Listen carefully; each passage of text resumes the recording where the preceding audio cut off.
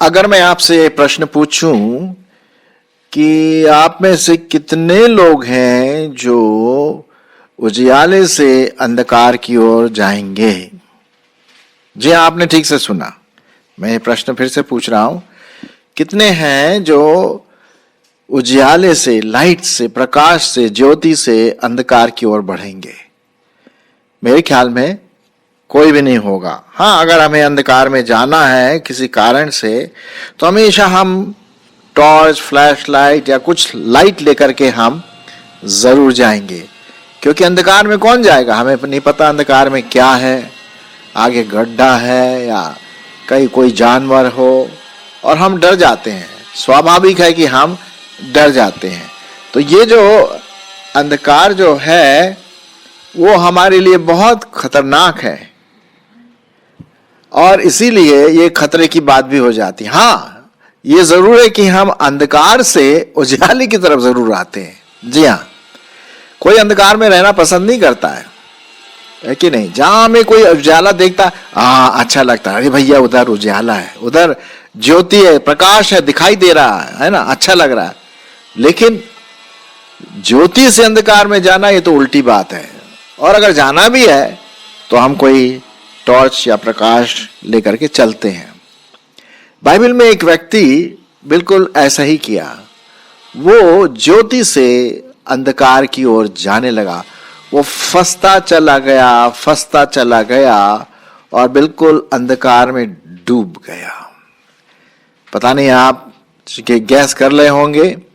जी हाँ, वो कोई और नहीं, यहूदा इस्करियोती, वो ज्योति से अंधकार में चला गया।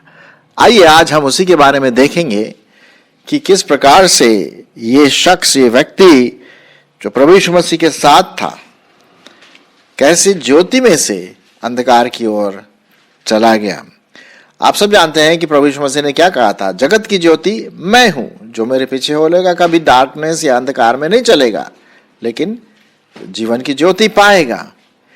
लेकिन ये जो व्यक्ति था यहूदा इस्करियोती, या हम उसको सिर्फ यहूदा के नाम से ही बोलेंगे, क्योंकि उसका जो सरनेम है वो बड़ा मुश्किल होता है उसको बोलने के लिए, तो हम बोलेंगे यहूदा। ठीक है? अच्छा, यहूदा जो था, परमेश्वर ने, प्रभु यीशु मसीह ने इस यहूदा को चेले के रूप में चुना। जी हाँ, वो 12 चेलों में से एक चेला था। हम देखते हैं कि परमेश्वर जानता था कि ये मुझे पकड़वाएगा, फिर भी परमेश्वर ने, प्रभु यीशु मसीह ने इसको चुना ताकि जो भविष्यवाणियां की गई थी वो पूरी हो सके। और ये जो यहूदा इस्करियोती था, ये दुष्ट व्यक्ति था। हाँ, प्रभु यीशु मसीह के साथ तो था, हमेशा वो प्रभु यीशु मसीह के साथ साथ चलता था, और भी दूसरे जो डिसाइपल्स थे, चेले थे, उनके साथ वैसे ही बात करता था। लेकिन किसी चेलों को बिल्कुल भी डाउट नहीं हुआ कि ये दुष्ट और शैतान के साथ है, शैतान का चेला एक तरह से। किसी को डाउट नहीं था, सिर्फ प्रभु यीशु मसीह को पता था कि ये धोखा देगा, दगाबाजी करेगा और प्रभु यीशु मसीह को पकड़वाएगा। ये प्रभु को पता था। लेकिन चेलों ने कभी सोचा भी नहीं कि यहूदा इस्करियोती इस प्रकार का निकलेगा। प्रभु यीशु मसीह के साथ था, वो उनके साथ खाता पीता, बैठता उठता, काम करता था। प्रभु यीशु मसीह ने जितने भी मिरेकल्स किए, जितने भी आश्चर्य कर्म किए, वो उनको देखा, उसको सुना, प्रभु की सहायता भी किया, और उसने प्रभु यीशु मसीह के टीचिंग को भी सुना। कितनी बार सुना होगा उसने?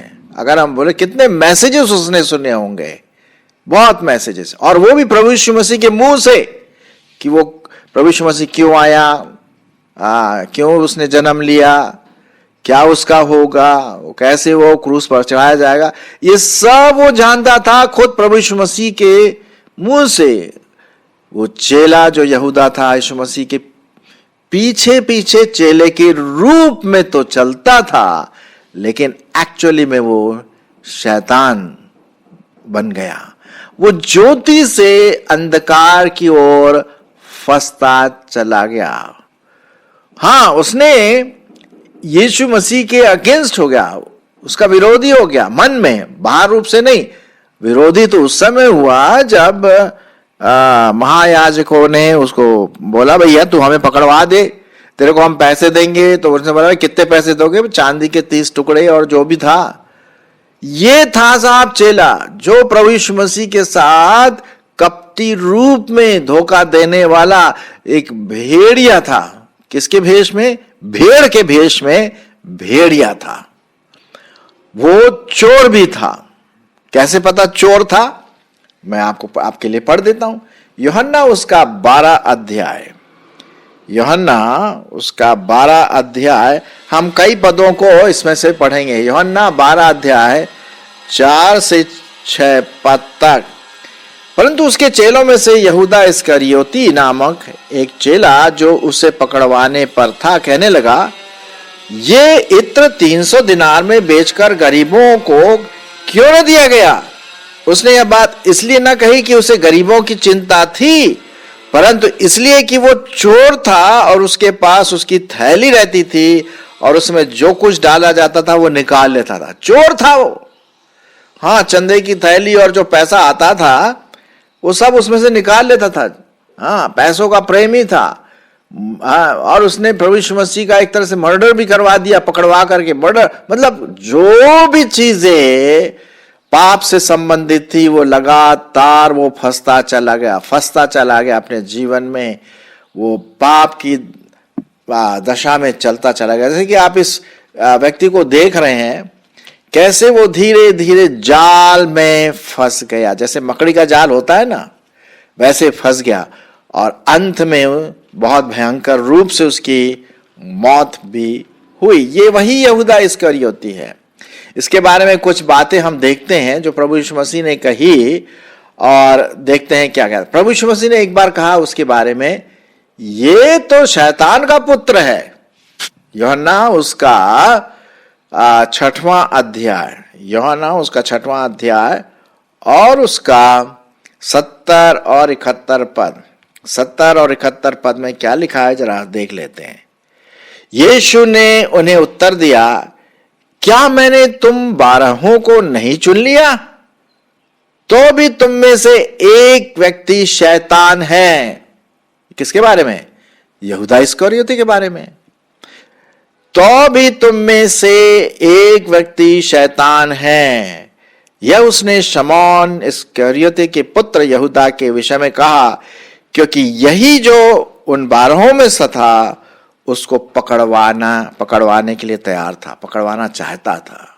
जी हां, एक बार जब प्रभु यीशु मसीह कर रहे थे, भोज कर रहे थे, तो वहां का भी एक हम इंसिडेंट, एक उदाहरण देना मांगते हैं।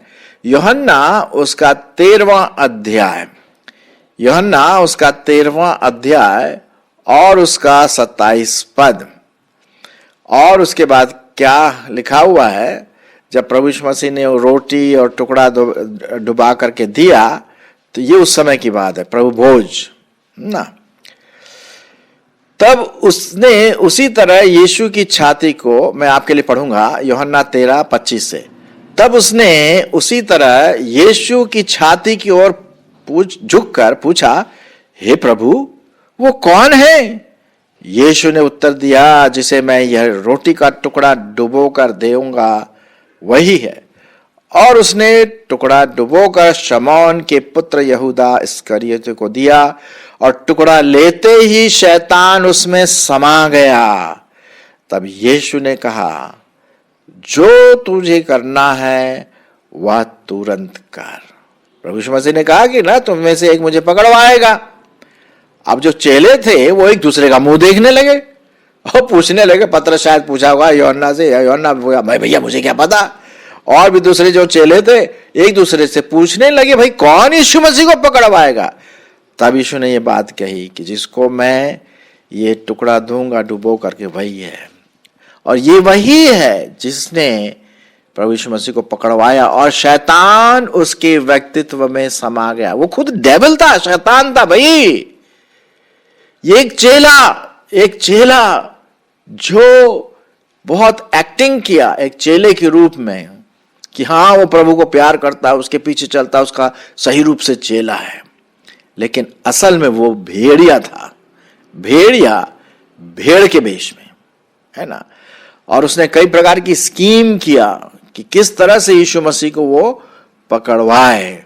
लूका रचित सुसमाचार और उसका मैं पढ़ूंगा 6 और 16 पद।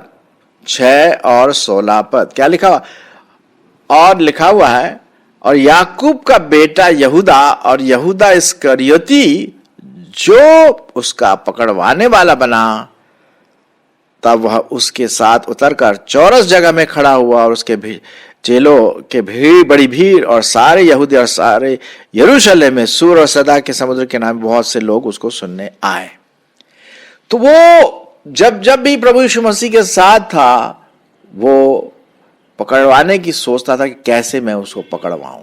मरकुस रचित सुसमाचार और उसका 14 अध्याय और उसका 10 पद। 14-10 पद सुनिए क्या लिखा।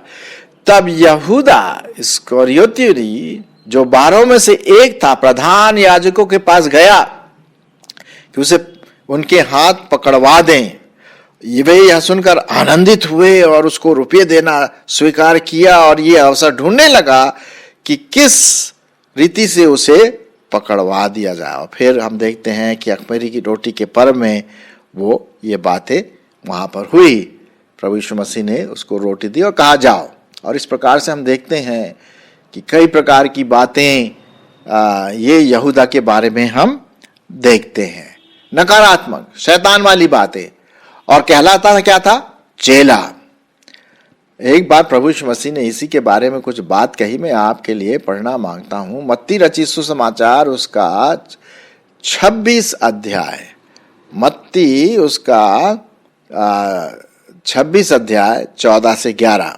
मत्ती उसका 26 अध्याय 14 से 11।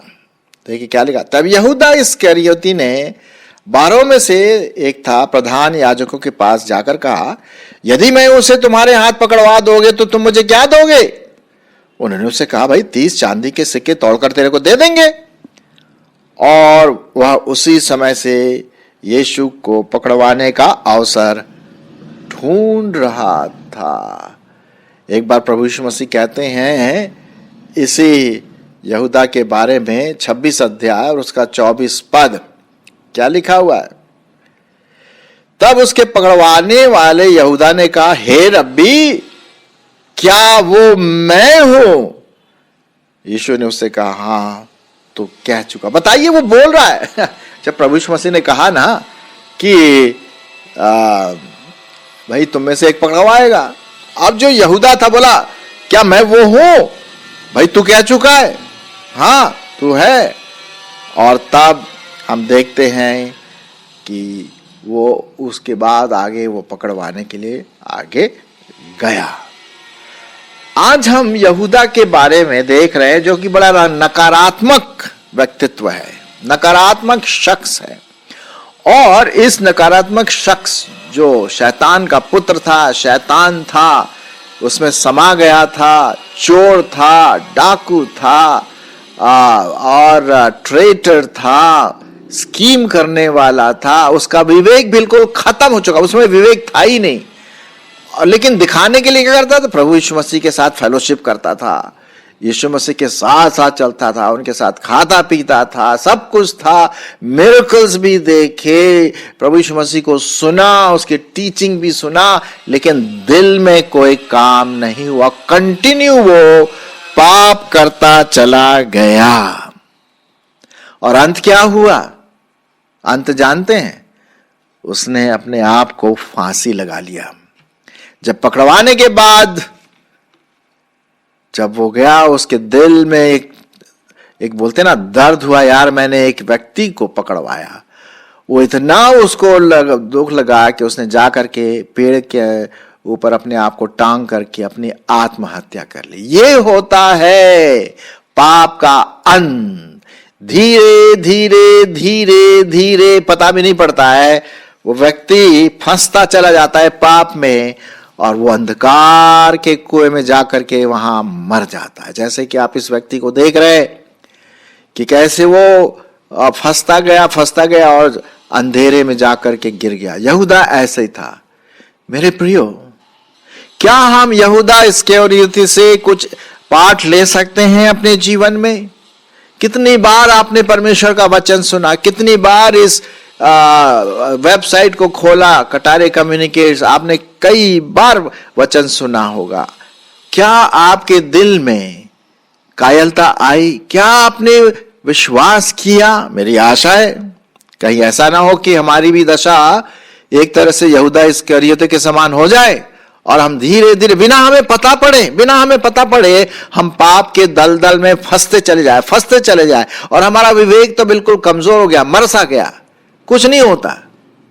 जैसे बोलते ना, उल्टे घड़े में पानी डालो, घड़ा कभी नहीं भरता। कहीं ऐसी हमारी हालत तो नहीं है? कहीं ऐसी आपकी हालत तो नहीं है? इसीलिए मैं यहां पर जो आपका आज जो विषय मैंने आपके सामने ले रहा हूं, अंधकार की ओर। कहीं आप अंधकार की ओर तो नहीं भाग रहे हैं? हाँ, चर्च में जरूर जा रहे हैं, बाइबल भी पढ़ रहे हैं, दूसरों को बता रहे हैं कितना आध्यात्मिक हो, प्रभु को मैं प्यार करती हूँ, प्रभु को प्यार करता हूँ, चंदा भी देता हूँ, चर्च के कामों में हाथ लगाता हूँ, क्वायर में भी हूँ, एल्डर भी हूँ, लेकिन परमेश्वर से दूर तो नहीं है। यहूदा जो था वो परमेश्वर से दूर था। हालांकि 24 घंटे उद्धारकर्ता के साथ था, प्रभु यीशु मसीह के साथ था, उसकी टीचिंग भी सुनी, उसके साथ फेलोशिप भी किया, खाया पिया, लेकिन दिल वैसा का वैसा ही रहा। उसका विवेक मर चुका और वो भी मर रहा था और एक दिन वो मर भी गया। मेरे प्रियो, मैं ये कहानी मतलब एक फैक्ट है जो यहूदा इस्करियोती के बारे में हमने देखा कि प्रभु यीशु मसीह ने उससे क्या कहा, ये डेविल है। प्रभु यीशु मसीह तो मनुष्यों के हृदय को जांचता है ना। अब मैं तो आपके हृदय को नहीं जांच सकता, ना आप मेरे हृदय को जांच सकते हैं कि भाई मैं क्या सोच रहा हूं। ये तो परमेश्वर ही जानता। परमेश्वर जानता था उस यहूदा के मन को, व्यक्तित्व को, कि ये शैतान के पाले में है, उसके फंदे में फंसा हुआ है। शैतान आपके माफ करें,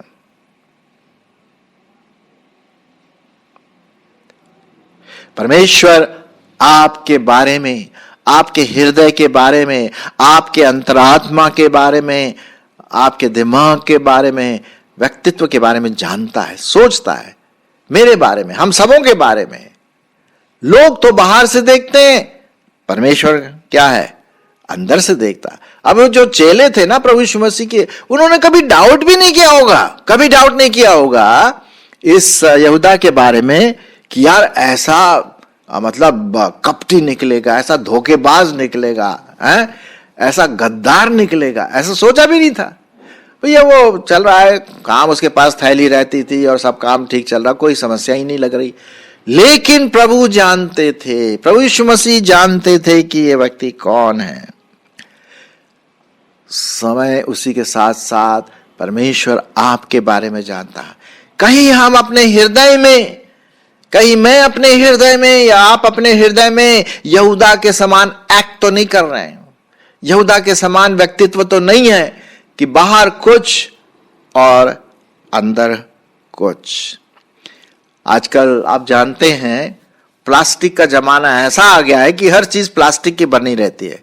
विशेष करके आपने देखा होगा, बाजार में आप जाइए तो फूलों की दुकान में आपको प्लास्टिक के फूल दिखाई देंगे, ढेर सारे प्लास्टिक के फूल दिखाई देंगे, लाल, पीला, बैंगनी, नीले, हर प्रकार के। दूर से देखने में इतना सुंदर लगता है, इतना सुंदर, अट्रैक्टिव, आकर्षित लगता है कि अगर जब हम पास में जाकर के उसको छुए ना, अरे ये तो प्लास्टिक है, रियल फूल नहीं है, रियल फ्लावर नहीं है, उसमें जान नहीं है, दिखावा है, प्लास्टिक है, कोई खुशबू नहीं है, क्योंकि जीवन नहीं है।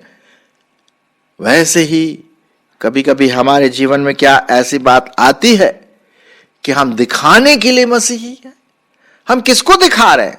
अरे भाई, सबसे बड़ी बात तो हमें परमेश्वर को दिखाना है, और परमेश्वर को दिखाने के लिए आत्मा में नया जन्म होना है, नया जन्म होना है, उद्धारकर्ता मानना है, और उसके साथ साथ पवित्र आत्मा की सामर्थ्य में चलते रहना है।